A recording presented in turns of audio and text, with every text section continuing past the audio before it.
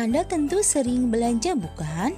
Saat ini ada banyak sekali makanan-makanan kemasan yang dapat kita jumpai di pasaran.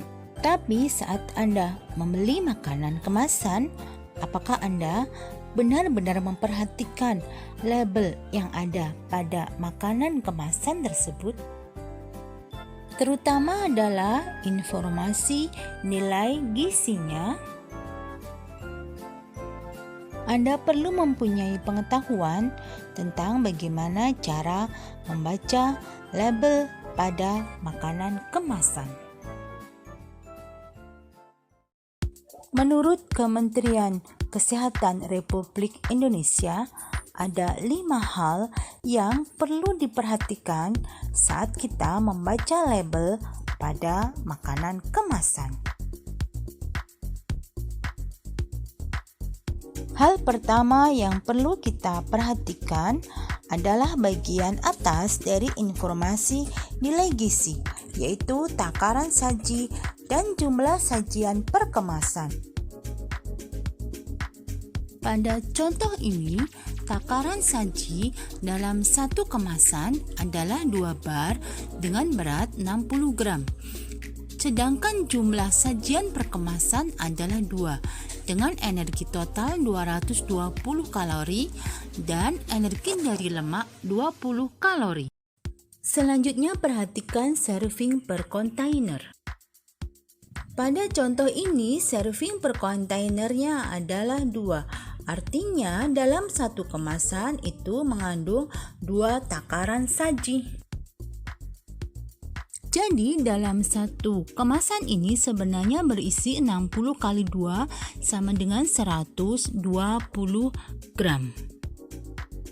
Sehingga energi total pada satu kemasan ini bukan 220 kalori, tapi sebenarnya adalah 220 kalori dikalikan 2. Totalnya adalah 440 kalori.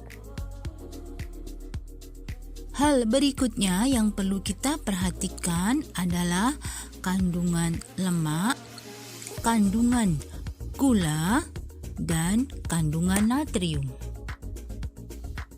Dalam contoh ini, karena dalam satu kemasan itu mengandung 2 takaran saji, maka kandungan lemak, gula, dan natriumnya adalah 2 kali lipat dari yang tercantum pada label. Menurut Kementerian Kesehatan, konsumsi gula lebih dari 50 gram, natrium lebih dari 2000 mg, atau lemak total lebih dari 67 gram per orang per hari akan beresiko hipertensi, stroke, diabetes, dan serangan jantung.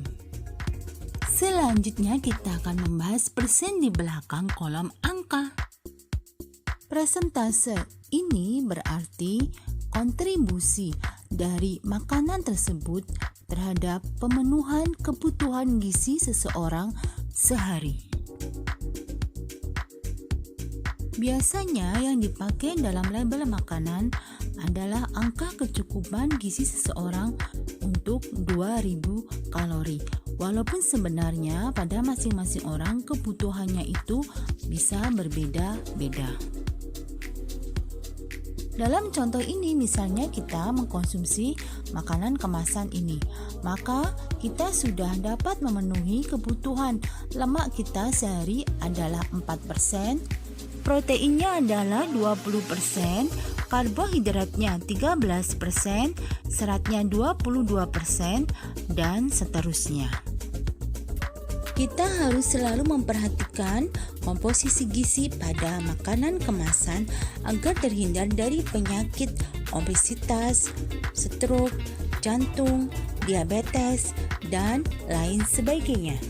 Semoga apa yang sudah disampaikan dapat bermanfaat untuk kita semua.